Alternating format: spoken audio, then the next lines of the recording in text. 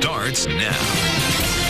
Breaking news regarding the deadly school shooting in Chardon. Officials held a news conference just a short time ago with new details. This after officials announced a second fatality. We learned this morning that 17-year-old Russell King died from his injuries. He died at Metro Health Medical Center. Yesterday, Daniel PARMERTOR lost his life just hours after the rampage. Both boys suffered gunshot wounds, which came at the start of the school day. And here's the teenager accused in this tragedy. Sources close to the investigation have identified T.J. Lane as the shooter. He was arrested yesterday and is set to face a judge today. News Channel 5's Paul Kiska is live in Chardon with a summary of what officials announced just a short time ago. Here's Paul.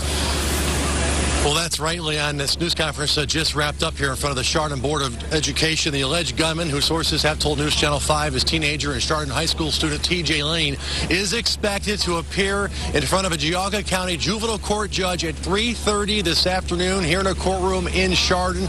At that time, we could learn more about the charges expected against T.J. Lane. The county prosecutor, David Joyce, also expected to attend the next news conference here at 4:30 this afternoon and shed some more light on this investigation. Now, the news conference that just wrapped up, the sheriff thanked everyone here in Chardon and throughout Northeast Ohio and beyond for their continued outpouring of support for this community that is grieving right now the deaths of two teenagers, two well-liked students here at Chardon High School. He said everyone is safe here. They caught the alleged gunman, but he said the next phase now, why? Why did this happen? They are still actively searching for a motive for this shooting spree.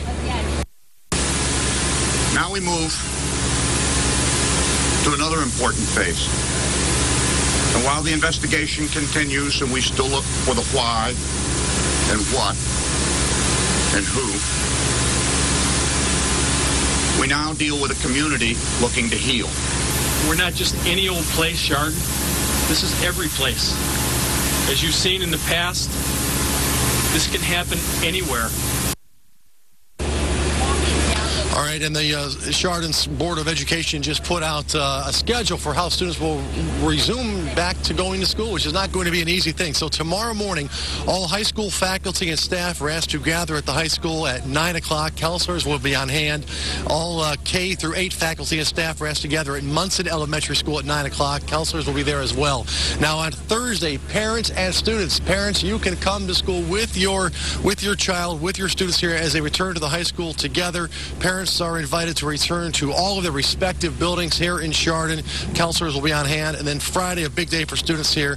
That's when all of the schools will reopen to students, trying to have as much of a normal school day as they can. I talked with students. They talked about that. They said they expect a lot of hugs, and they will be supporting each other through this terrible, terrible time for them. Live in Chardon, Paul Kiska, News Channel 5. Leon, back to you.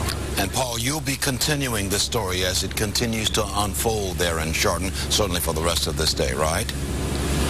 We will be on top of this investigation. We expect to find out more when the alleged gunman is arraigned in juvenile court this afternoon. And I just talked with a couple of students here. You've got to hear those interviews coming up tonight at 5 and 6 on News Channel 5. Some very strong students talking about returning to school, talking about the friends they lost here. And they talked in detail, too, also about what happened when the shooting spree went down yesterday. And they knew it wasn't a drill. They knew it was an actual shooting. Thank you, Paul. Paul Kiska handling the story for us for Chardon. We'll talk with you later on. Here's what to expect today out of the Chardon school shooting investigation. At 3:30 today, T.J. Lane, the suspect in the shooting, is scheduled to face a judge in juvenile court.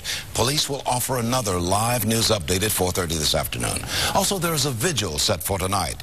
For the community, the vigil is to begin tonight at 7 o'clock at St. Mary Church on North Street in Chardon. We'll have complete coverage of all these events on NewsNet5.com and, of course, here on the television side, News Channel 5.